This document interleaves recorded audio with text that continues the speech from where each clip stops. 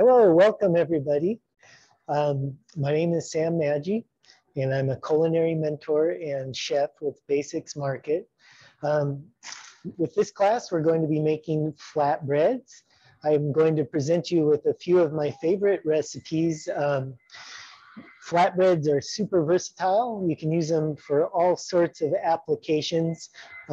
For eating is the main application, but of course you can do different things with them. So these are three sort of diverse recipes utilizing some different techniques and or ingredients. If you have any questions as we go along, type them into your Q&A box and we will answer them during the class. Let's get to cooking. So for this class, as I mentioned before, we're going to be doing 3 recipes. And because of the nature of making these various doughs and so forth, we're going to sort of be skipping around a little bit. So if you are, cooking along, I say maybe concentrate on one of the recipes and you could get away with it. All 3 might be a little tricky as I had to stage things out a little bit, but you're welcome to cook along, of course. So what I really want to put across with this is just how easy and fun making flatbreads is, and how we can do so many things with them. So these are a couple chapati here, and these are pita bread. And we're going to get to those, but I would like to start with the saka. Now, saka is neat because it's a gluten-free flatbread, and it uses chickpea flour. So that's garbanzo bean flour, and Bob's Red Mill makes a really nice one. So you need a cup of chickpea flour, and you go ahead and put that in a bowl, and then we're going to add half a teaspoon of salt and half a teaspoon of pepper. And then we're going to go ahead and whisk in a cup of lukewarm water. So this water can just be like hot tap water. And I have a little bit of warm water back here.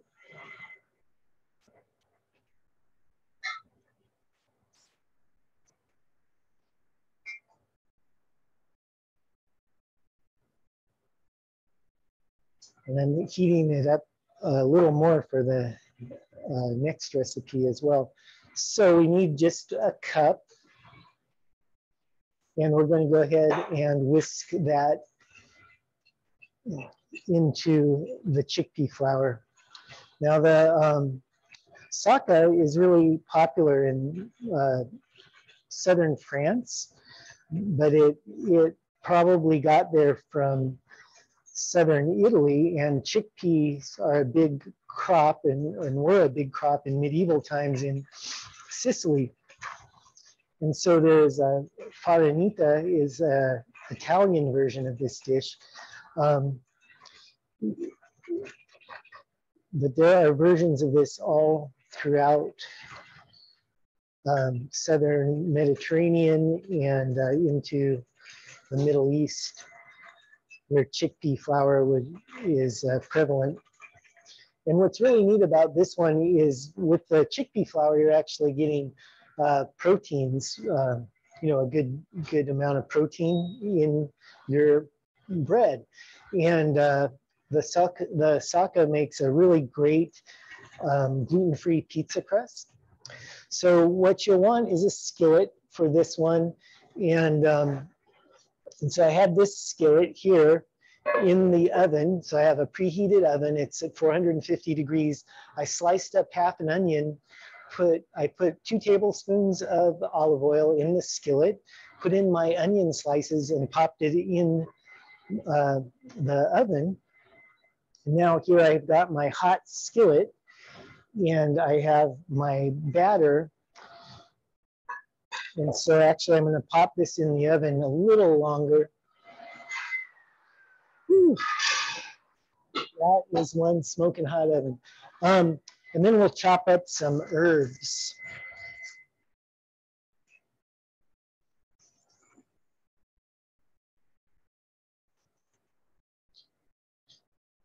So you'll need 2 tablespoons of herbs, and they can be herbs of your choice. Here I have some thyme, and this is just stuff that was growing around the yard. You can tell because there's a piece of grass there. But yeah, thyme and rosemary are really nice here. You could use a little oregano, just any sort of fresh herbs you like. But yeah, classically like some rosemary and thyme. And I have some chives as well, and I think I might save the chives for topping. So you can top with herbs also. And of course, cheeses, olives, all that sort of stuff is nice for toppings. So we just need 2 tablespoons. Here's some rosemary.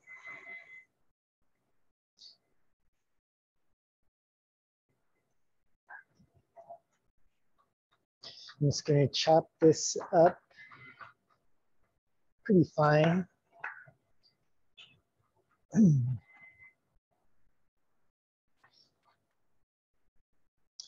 So this technique for flatbread is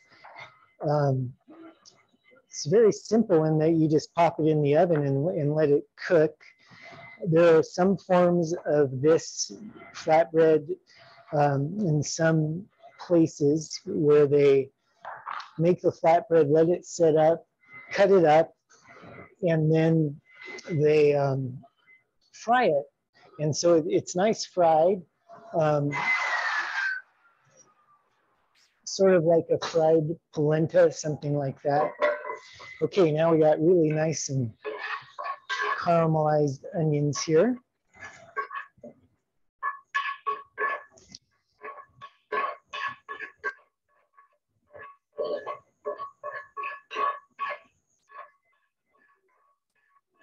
Now I'm going to add the herbs right to those onions and just sort of get the aromatics going on them. Let them release a little bit of their oils. And then we're going to dump all of the onion and herbs into our batter here. So let me bring this back around. And be careful, of course, when handling a hot skillet to remember it's hot and use a pot holder.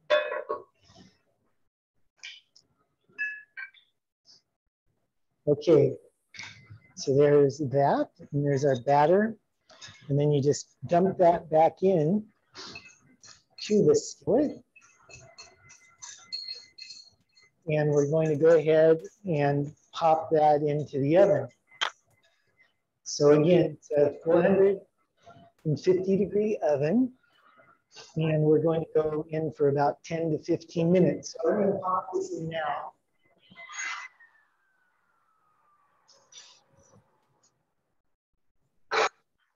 And while that is cooking, we can move on to another recipe. So I think what we'll do next is we'll look at the pita bread recipe.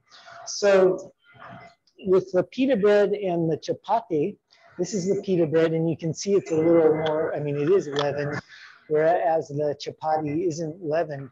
They're really quite similar in their composition, as they both have wheat and white flours. The chapati is especially, this recipe I have here for the chapati is really easy to adapt for gluten-free using different flours, but we'll talk about that a little bit. But first, yeah, let's look at this pita. So the pita is a yeasted dough. So you're going to need some yeast. 1 yeast packet, or which equals 2 1/4 teaspoons of yeast. Some warm water. So with a yeasted dough, you want to use lukewarm water or body temperature water. So it's just tap water, and if you put your finger under it, as soon as you don't feel cold nor hot, but just right, then that's great for yeast to grow in. So I like to put the water in first, and then I sprinkle the yeast over the surface of the water. Now with pita bread, it has this pita bread has half a cup of wheat flour, and then it has 2 cups of all-purpose flour. So I have my half a cup of whole wheat flour here, and then I have my all-purpose flour here. So with the yeast, I'm going to give it a little stir. Chef Sam, we had a question from Sonia. Yeah. She'd like to know if you could substitute white wheat flour for both the all-purpose and whole wheat flour. Yeah, you know, you can definitely make substitutions with your flours, and I was kind of started to get into that, and I'm like, maybe I'm getting ahead of myself, but we should talk about that. You can substitute flours with any of these dishes, really. I mean, the saka is really, it's an individual thing, and it is a saka because it's the chickpea flour, but you could add in other flours and you get, you know, an interesting flatbread type thing. But like with these guys, you could definitely use, you know, white wheat flour for both those, and you'd get good results. Okay, so you can see or maybe you can see, or maybe not, but the yeast is already blooming a little bit, so that's a good sign. Got active dry yeast, which is active in it. That's nice. So when I'm doing yeast, after I sprinkle it into the water, I also then feed it the sugar next, and that's just because I figure it, you know, the yeast likes to eat the sugar. So really we're feeding the yeast at this point. So I have the sugar in there, and then I'm going to add that half a cup of whole wheat flour. And at this stage, we're kind of making like almost like a goulash or a starter in a way, and we're just feeding that yeast a little more, getting a good base, a good active base for our bread, our pita bread dough. And then here's that teaspoon of salt, and that's going in there as well. So with these sort of yeasted breads, it's fine to take your time. You want to take your time with these because there's stages, right? Especially if you look at this pita bread recipe, you're going to see there's a couple resting stages. And this is just to allow the dough to sort of rise and get some of those bubbles going in between kneadings and manipulations, and that'll just give you a little bit of a fluffier pita. So give yourself some time. I mean, if you start this really early in the day, you can always put your dough ball into the refrigerator, and that will slow down the rise, and you can even go in and punch it down as many times as you need to throughout the day, and it'll be nice and ready for whenever you want to make it in the afternoon or evening. So there's the olive oil going in there now, and that is 1 tablespoon of olive oil. Now I'm just going to check on the saka, see how we're doing. Yeah, and it's coming along nicely. If you've been to this kitchen before, you know I always talk about this oven and its outrageous output, and it really cooks stuff quickly. So this actually might be almost done.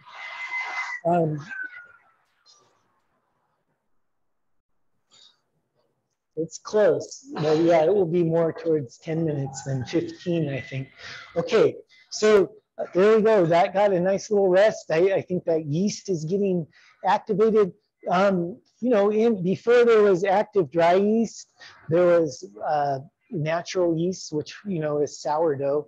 And this same thing can be done with a sourdough starter. I do a lot of flatbreads with sourdough starter instead of active dry yeast. And that's just where you take a little bit of your starter, maybe half a cup something, and drop it in there, even a quarter of a cup, and just get things moving that way. And that's a really good way to go as well.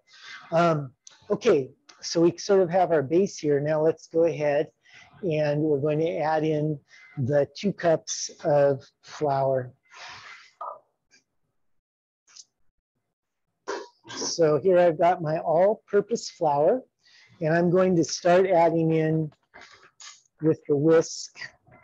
When you're measuring flour, you want to get a level measure, and I often will just use the side of the inside of the flour bag to get as a leveling tool.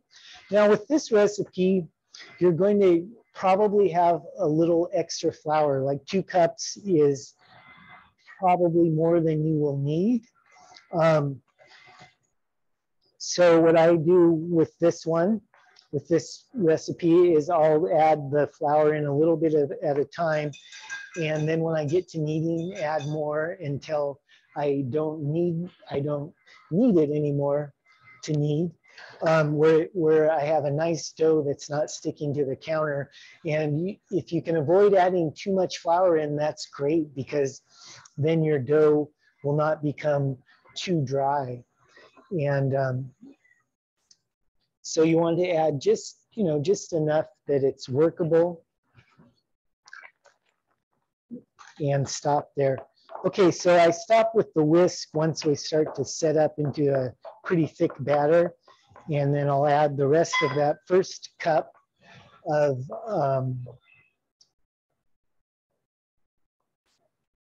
flour. And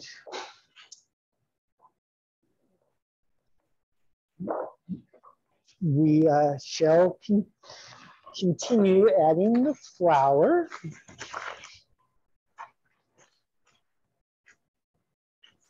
So here's the second cup of flour, and I'm just going to add about half of that and stir that in. And now you can see we're getting that shaggy dough.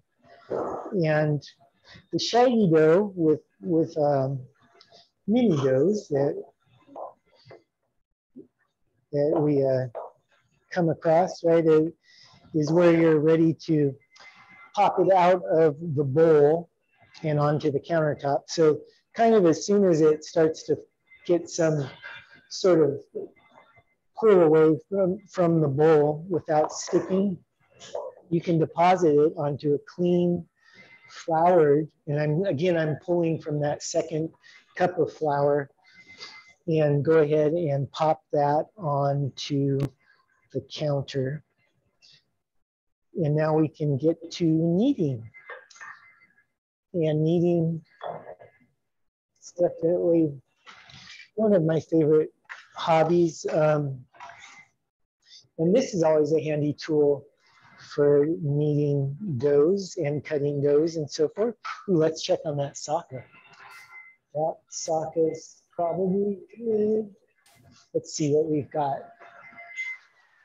Ooh. Like a Roomba. Yeah. So we can see here, the sock is looking good. I can tell it's done because it has firmed up and it has pulled away from the edges of the pan. So now we're just going to let this cool a bit, and we'll cut it up in a little bit here. I'm just going to set it to the back and put this pot holder on here to remind myself not to burn my hand. Okay. So yeah, this deal, it's called a bench knife, or sometimes a pastry cutter. But it's great for dough work. So I just am going to keep adding that second cup of flour in as I knead.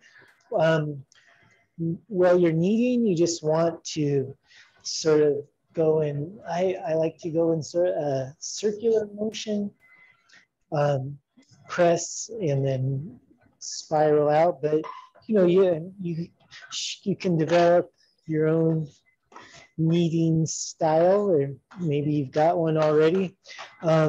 Main thing is just keep that dough ball moving and getting some pressure on it and keep it from sticking to the surface of your counter. And like I said, as soon as it's not sticking, you can stop adding extra flour. So, Chef Sam, several people have asked about how to decide how much water and flour to add, and if it varies by your climate. So if it's more moist or humid or dry, would that affect how much flour you put in? yeah, you know, I think all of those things are bread truths. It's going to be affected by, yeah, moisture in the air, temperature, the type of flour you're using. But mainly with bread, I always base it, or doughs, you know, bread doughs, I always base it on the amount of water I start with. So, you know, you can look at formulas and for different bread types. And even here we have like the chapati and the pita bread. And you can look at, there's a certain amount of water, a certain amount of flour, but I'll adjust I usually will adjust the flour to the water. But this recipe is pretty right on. I mean, with that 2 cups of flour. I mean, and the way to tell, again, it's just you want a dough. So you definitely don't want to use less water.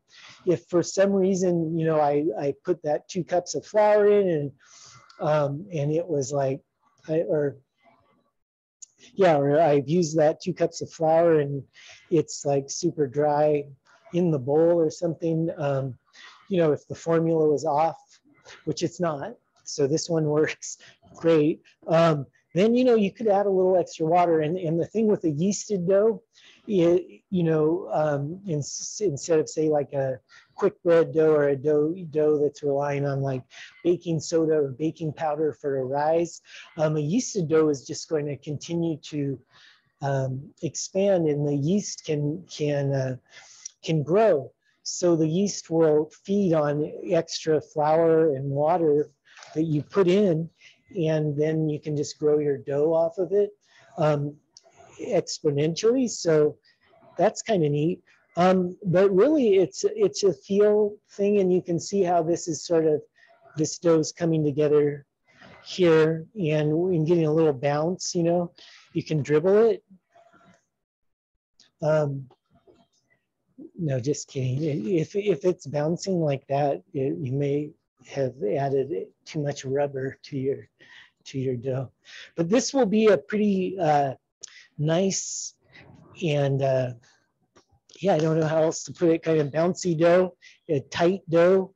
You can see here I'm even adding a little extra flour just to keep it from sticking. So it really depends, because I made a batch of this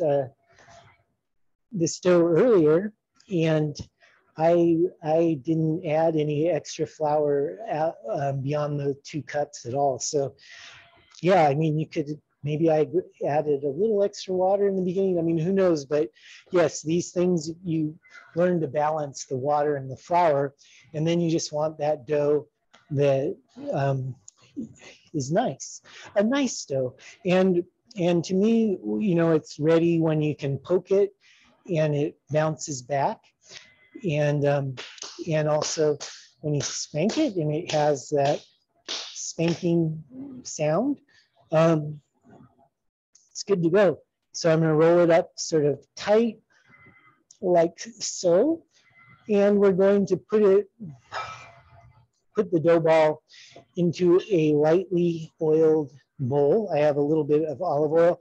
So in this recipe, I believe it calls for the tablespoon of olive oil and then another 1/4 teaspoon.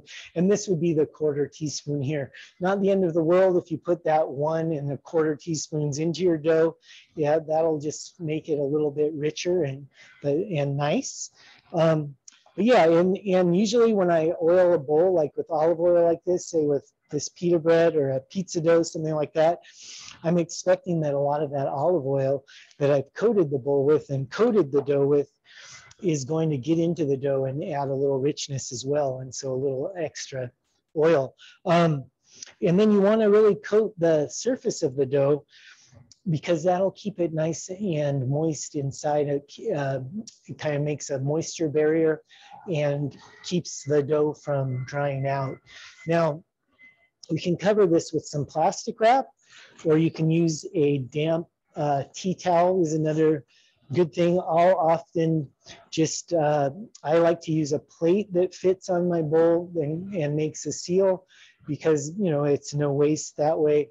I'm going to use the plastic wrap today so we can see what's going on.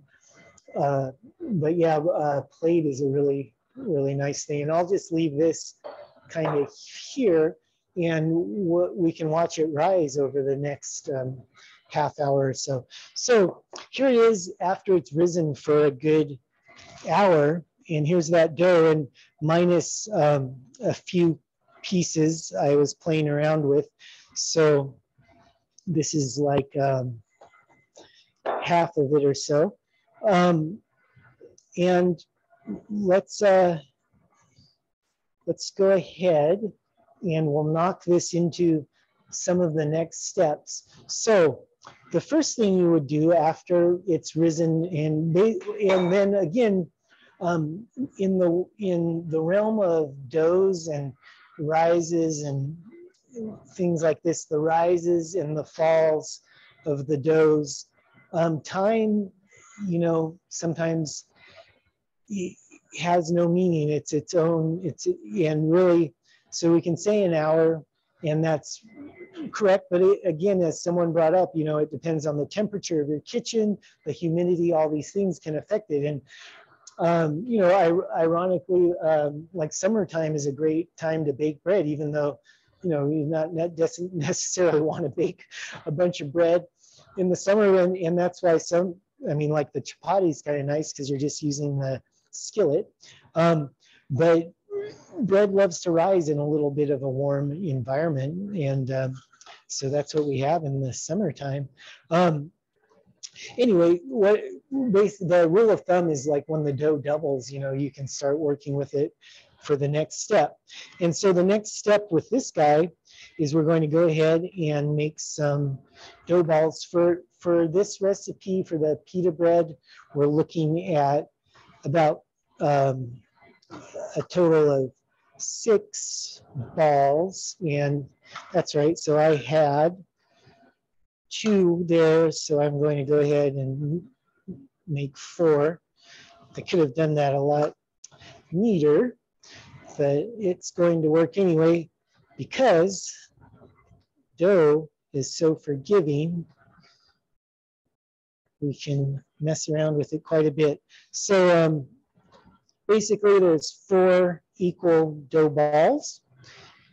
And so we're going to let those sit for a moment.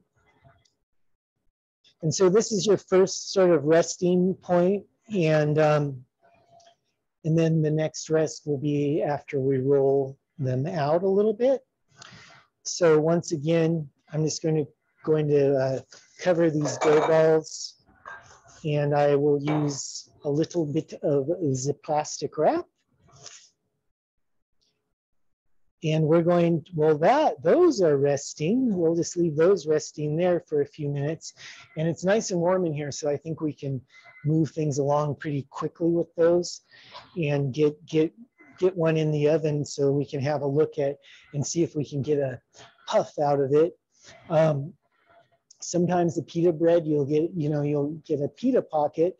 And again, you know, that's depends on your oven and some factors as far as how thick you roll the dough and stuff. It's not guaranteed you're going to get a pita pocket, but this recipe does produce a nice pita pocket at times. But if it doesn't, that's still good. You know, you still have a nice flatbread to work with, and you can roll up a gyro and all kinds of other stuff. You don't necessarily need to pocket it. Okay. So that's the pita. It's resting. We've cooked off the saka, and what's left is the chapati. So the chapati is a close relative of the pita, and chapati, or this is, you know, sometimes called roti. And I mean, there's this whole world of flatbreads, right? You've got like naan, you've got, boy, anyway, many. The chapati is sort of Indian origin, but really this recipe is like an origin flatbread. It's very simple and really fun to put together, and that's the finished dough, which is resting. I'm like, let's make some chapati, right? But first we have to make the dough. So for this dough, we just have a little bit of oil or yogurt, and yogurt's really nice with this. If you have some yogurt, a tablespoon of oil of yogurt or a tablespoon of oil. And then I'm going to have my water.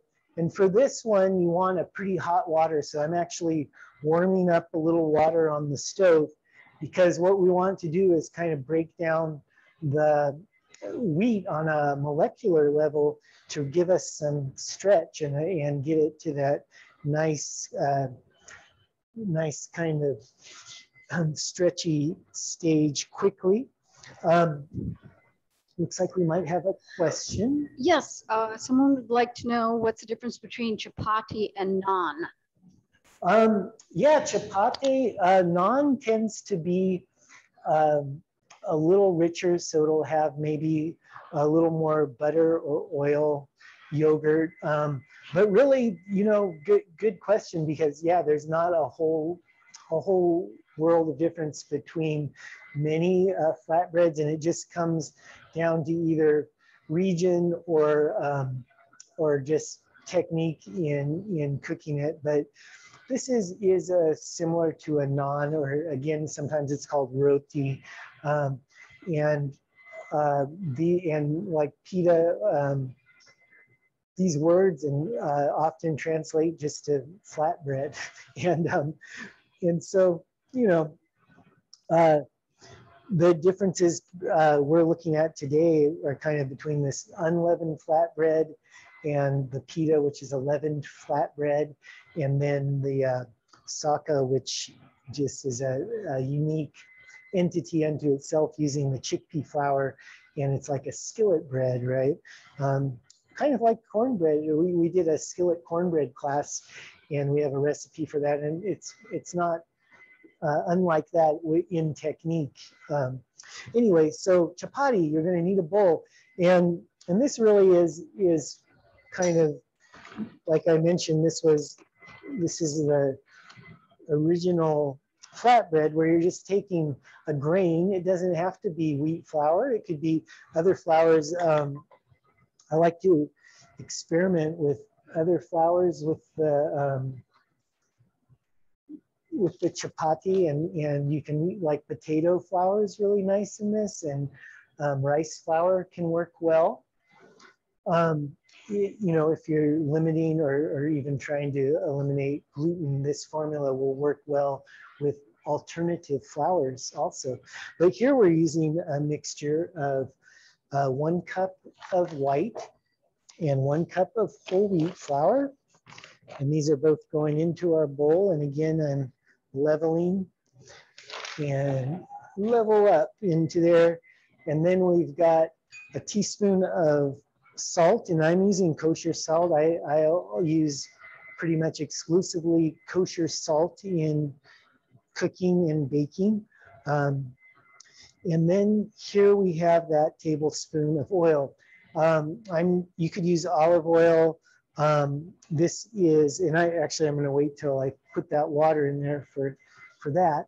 You could use olive oil, and here I've got sunflower oil, I think, which is just a nice light oil. But yogurt is really great if you've got it. So I'm going to go ahead and get my 3/4 cup of warm to, you know, real warm water. It's hot. It's hot water. It's steaming hot water. So that's 3/4 of a cup. And I have a handy dandy spoon. And we're going to go ahead and first kind of stir together those flours and the salt. So far it's just flour and salt, right? And now it's water. So very, very fundamental. And we're going to go ahead and mix this all together. And we had a question, Chef Sam. If you Yeah. were using yogurt, would you use There's a the oil. full-fat yogurt or Greek yogurt? Does it matter? Boy, if I were using yogurt, I'd be happy because I didn't have any yogurt. So I would use any sort of yogurt I could get my hands on.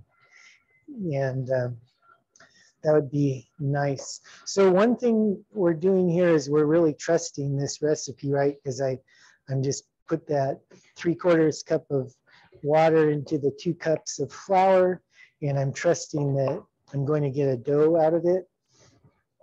And it should work. It usually does. And so you're going to find that first it's real shaggy.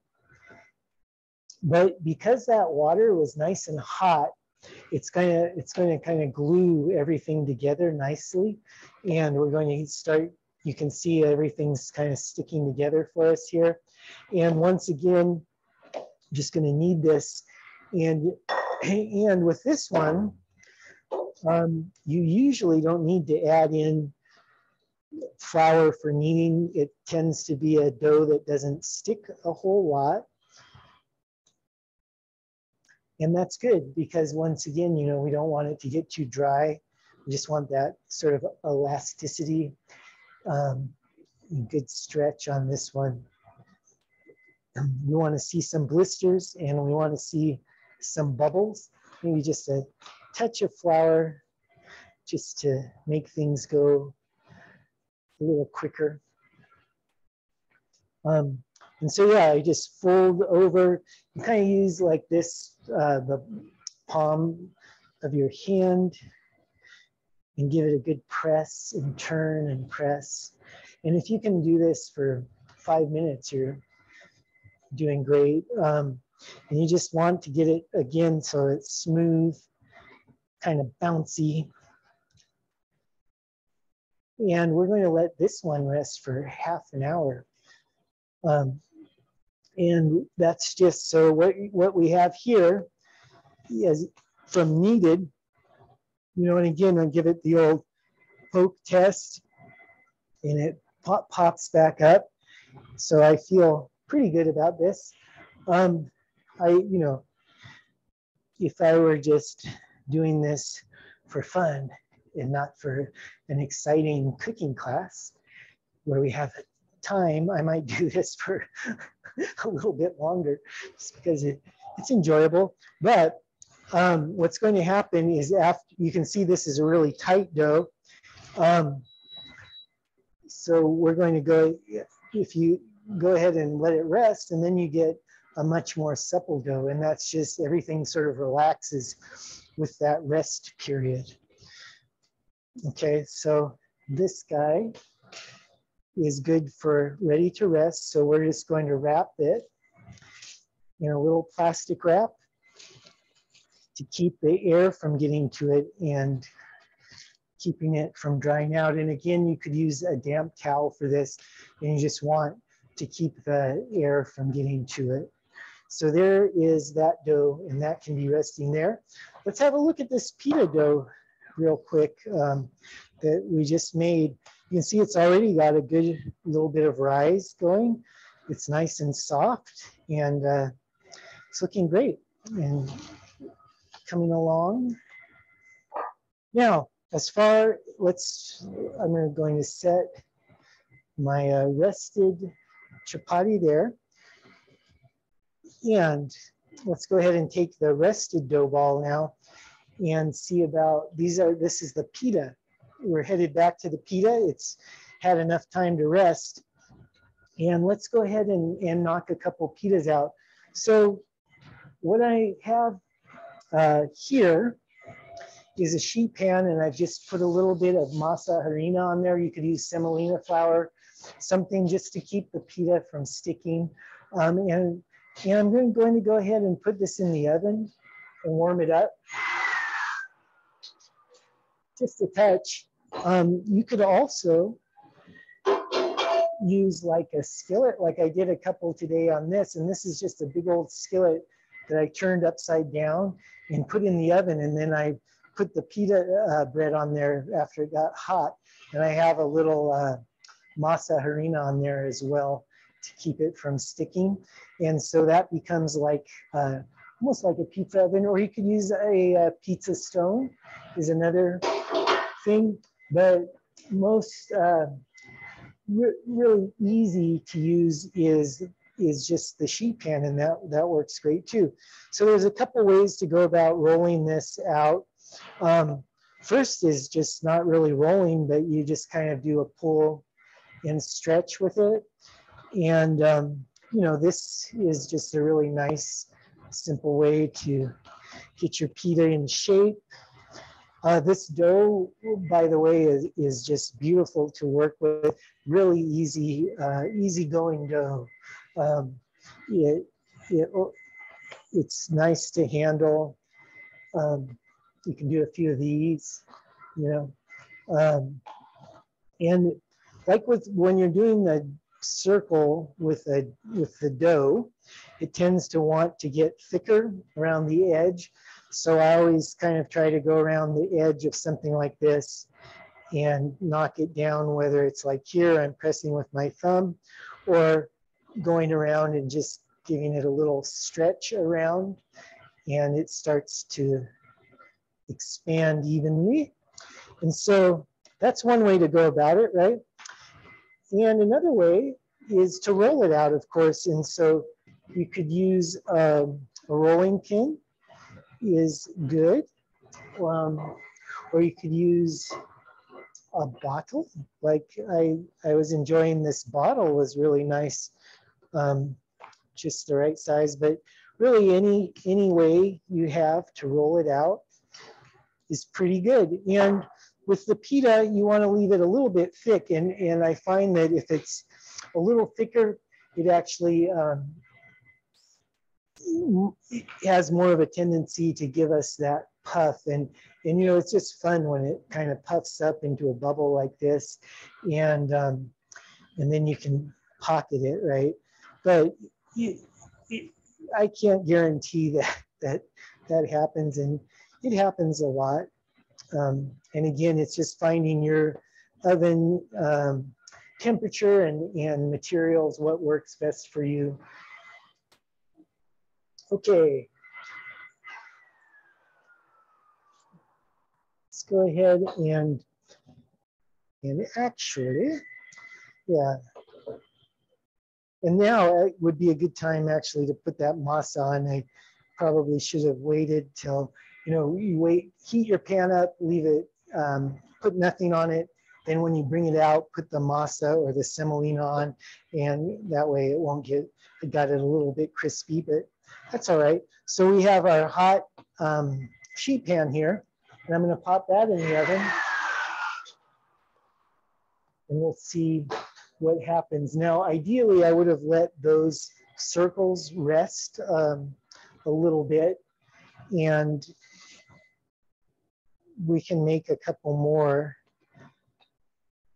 and just see if we have time. I will pop another one in the oven and do one more after it rests and see how much of a difference it makes. You know, and again, if you're in a time crunch, you know, you just got to go, and it'll probably work out all right. But the resting is just ideal, and it helps with your end result a little bit. Okay. Sam, we did have a question about storage. How long will the different types of breads last, and what's the best way to store them? And love to hear more about that. Yeah, so these sorts of breads, And so there, I just put a bowl over that one to kind of keep the air off of it.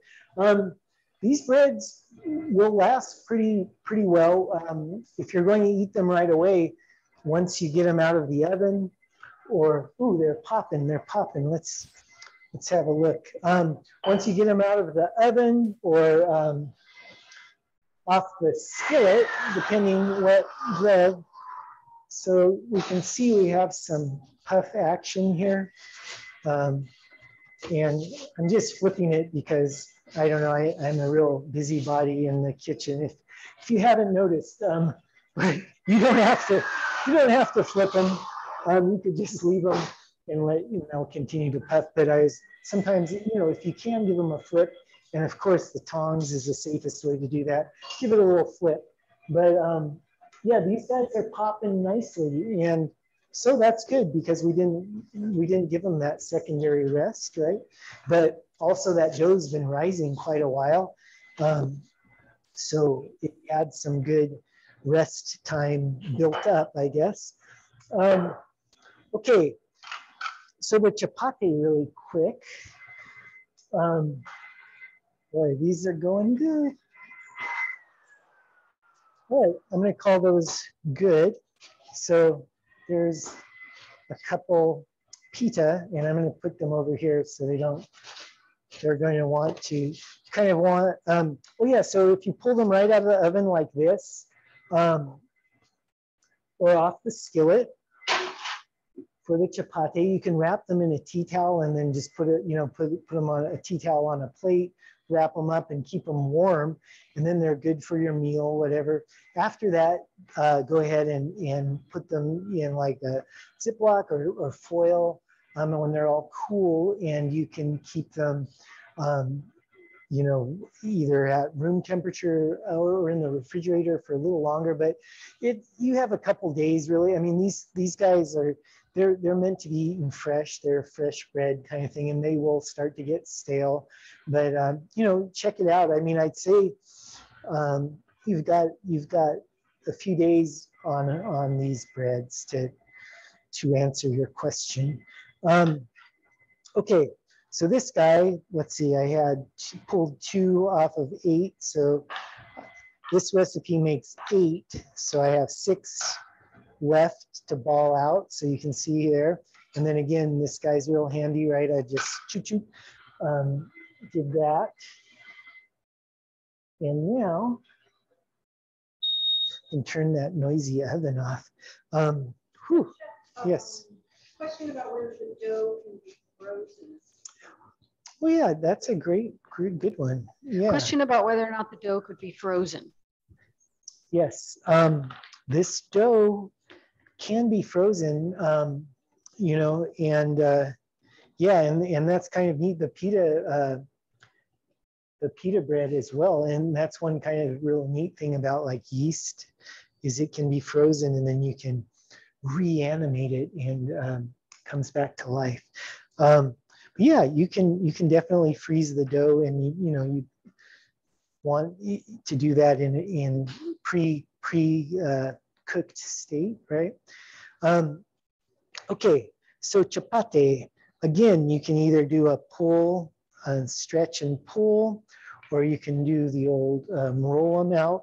And then with the chapati, I like to go pretty thin. And then again, while you're rolling, you might need to have a little bit of flour to keep things loosened up and moving. And we're going to go rather thin. And then I've got a really hot skillet here, hopefully. And I don't have anything in it. Now, just from this little bit of flour and the nature of the chapati dough, it shouldn't stick. So you really don't need to oil or anything like that. Okay, so there's that. And we're just going to pop that in there. And then you can use a clean dish towel. And after it sets for a moment, we can go ahead and sort of press on this. And where you press, we should start to see some bubbles.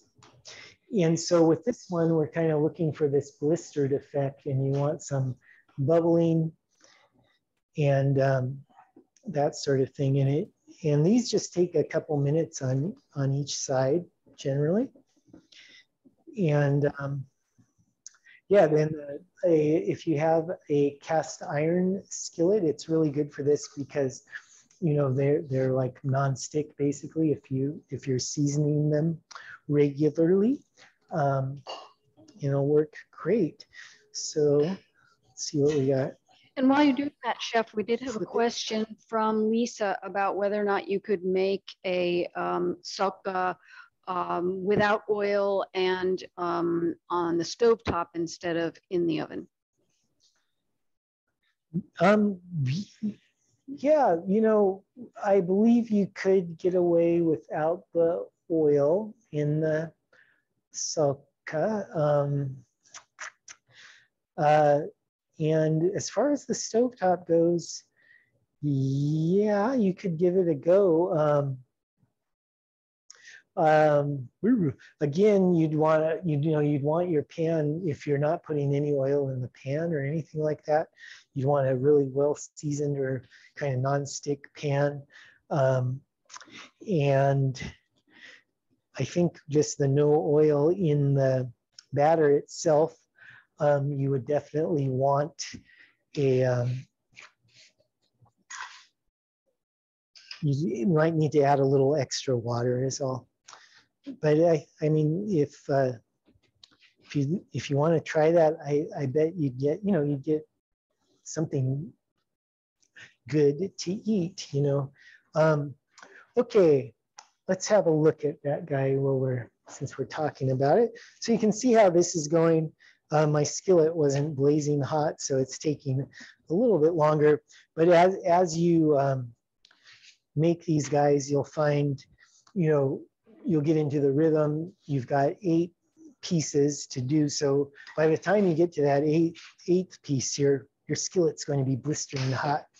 And you can see sometimes I'm using my fingers, but I also get burnt a lot. So there's that, so use the towel maybe.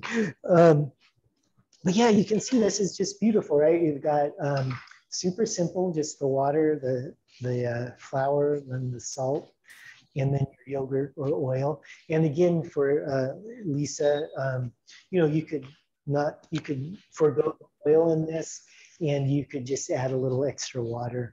And Chef, just a quick clarification, when you're pressing, it's a little hard for folks to see. Are you pressing on the bubbles or just around them? I am just pressing down. We're just here. Let's just get another one going. Got a minute here, right? I'm just pressing down on it, and then what's going to happen is where you press, you should get a bubble, and then you can just leave that alone. You don't press again on that bubble, and you're just trying to make as many bubbles as you can, or as many as you like. And so you'll just get the feeling for it as you go. I mean, this stuff, it's just all about doing it. Yeah, you'll see when you press put pressure on the dough, it kind of reacts from the extra heat, I guess, that's getting applied, and then it pops up, and that's where you get your blisters and your little air pockets and all that stuff. So pretty neat. So yeah, I'll just do this little guy. And meanwhile, let's have a look at what we can do with the socca real quick. In there, it's cooled off enough to handle. So here's the socca, and for this, we just can cut it right out of the skillet. And you can see, got these beautiful little flatbread. Smells delicious. You've got all those nice herbs and the caramelized onion. You could add all kinds of things into it. But also, let's see, where can we put this somewhere where we can look at it a little bit. There we go. But also you can top it, and that's kind of what I want to do real quick. This is hummus, and this could go on it, but that's another chickpea would be like, how many ways can you eat chickpeas, right? But really I wanted to use, I want to use these olives and this feta. We can use a few chive turkey. Okay, so let's see here. Go ahead. And so just as an idea for, say, a little presentation, you know, throw a few chives on there, some olives. I can hear a beautiful plate coming my way. Thank you. And you have a lovely plate you can use. That's always nice. But yeah, you know, and you can really, you do this just like a pizza if you want, sauce it and cheese it and all that jive, but and jives and chives. So there it is. That's the stuff I've kind of topped. Doesn't have to be though. It's good just plain. And this guy. Could you use the chapatis to roll, like, you know, as a wrap? Yeah, so the chapatis make a really nice wrap. I mean, they're great for curries and things like that, of course, and that's like more of a scooping and like lentil dal, stuff like that. A good scooper, tear, dip, soups, things like that. But yeah, you can stuff these guys with something and wrap them. You could, you know, you could find new lands, all this sort of stuff. So I had my skillet a little low. That's why that chapati's taking a while, but that's good because that gives us time to explore the pocket of this pita, right?